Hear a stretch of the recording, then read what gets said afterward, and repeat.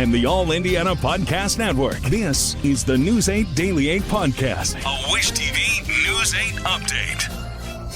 Hello, I'm Jeremy Jenkins, and this is your News 8 Daily 8 Podcast for Wednesday, March 26th. We begin on Indy's east side, where police have arrested a man for stealing an ambulance and crashing it into another vehicle. IMPD says the ambulance was not occupied when it was stolen just after 11 yesterday morning near the intersection of East 21st Street and Shadeland Avenue. Investigators say the ambulance hit another vehicle near the intersection of 21st and Arlington. We are told no one was injured in that crash. A short time later, authorities say they received reports that the ambulance had been abandoned about a mile away near the intersection of 24th and Arlington. Police say the suspect took off on foot, but officers were able to take him into custody without incident. And we now know when a semi-driver charged in a crash that killed a 9-year-old will appear in court. Prosecutors charged Dushan Laron with reckless homicide and criminal recklessness last month. Online court records show his jury trial is set for May 27th. The crash happened last July in a construction zone on I-465 eastbound. State police say Laron failed to stop for a traffic backup and rear-ended a Honda Civic, which then crashed into other cars and another semi. A 9-year-old boy inside the Honda was killed in that crash.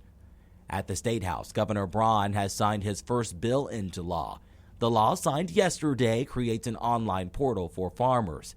The governor's office says the website will link to state and federal databases and regulations. It also allows farmers to provide feedback and offers resources along with tech support. Construction on the Henry Street Bridge project is now moving to the east side of the White River.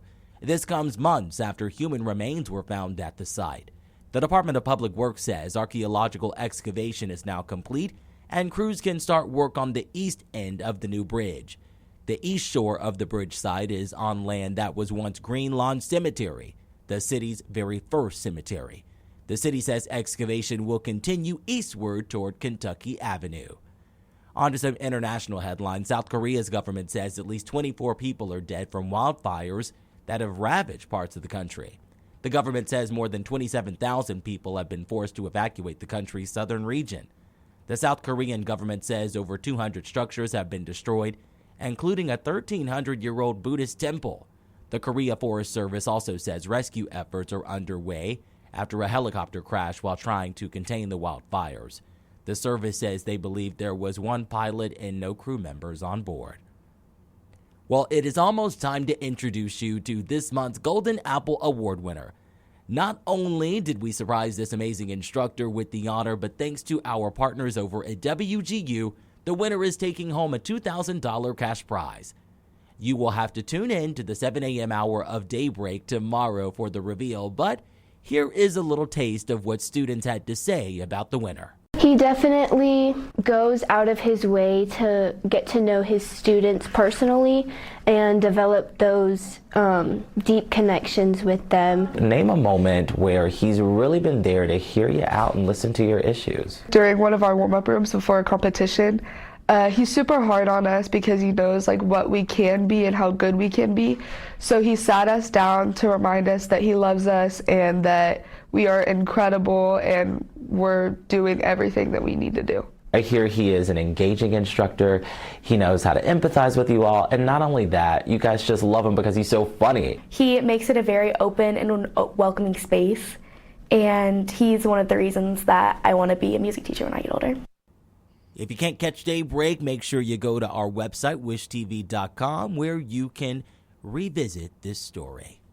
Now, on to sports. Lucas Oil Stadium is getting ready for the madness coming to the Circle City this Friday. News 8's Angela Morian reports. We live for this. It'll be incredible. This region is going to be really fun to watch. Court construction has begun inside Lucas Oil Stadium as it prepares to host the Sweet 16 and Elite 8 for the Midwest Regional this weekend. It will be the first time college basketball has been played inside the home of the Colts since the COVID bubble in 2021. I love this event, to have all these people, this draw here in this stadium in Indianapolis this weekend. We're very excited. The downtown will be teeming with college basketball fans coming from all over. The nice thing about Indianapolis is we are in driving distance of all these fan bases. Especially Purdue, which is just over an hour away.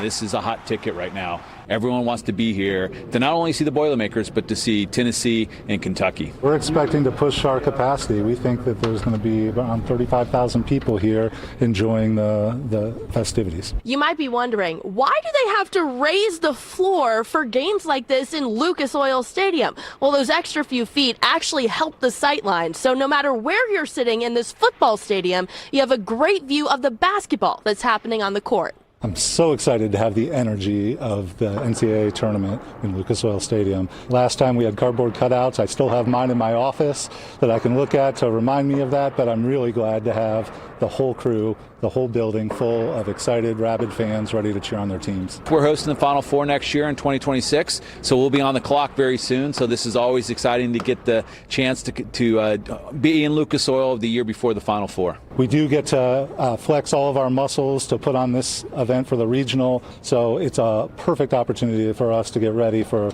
the very big show next year in 2026. But first, Houston, Purdue, Tennessee, and Kentucky fight for a spot in this year's Final Four. Games start Friday. Angela Morian, Wish TV, wishtv.com, and follow us on Facebook for updates. When it comes to the weather, Storm Track 8 says we are off to a foggy start. Meteorologist Marcus Bailey has your News 8 Daily 8 forecast. Here in the city, and you'll see from some of Johnette's views, it's really not that bad. Right, it's almost perfect visibility. It seems like it's east central Indiana to that point, right? Shelby County, and you get into southern Henry County. A lot of the rural areas, especially, where we're running into some problems. We kind of take you there. We'll start with Fog Tracker. And again, I have visibility of your numbers. 10 is perfect. When you get to 1 and below, that's when you're starting to run into some problems here. And so there's Shelby County, most of the county locked in with fog. Hancock County, same way. It looks like it might be sneaking into parts of Hamilton County. There's Henry County. So south of Newcastle, we're running into problems. Rush County locked in. Something to keep in mind, we don't have as many delays as I think we probably would if this was maybe last week or if it was a couple of weeks from now. But we're right in the middle of spring break for a lot of school districts here. So thankfully, we probably have a lot of schools that aren't dealing with school today at all. But we do have a few of those. You can track those on our website at wishtv.com. Storm Tracker showing some of these light showers trying to sneak into western Indiana. Don't think that's going to be a tremendous issue. It is a significant cool down from yesterday morning. Upper 20s, lower 30s across much of our area. It's about 10 degrees colder than this time yesterday. And winds are calm.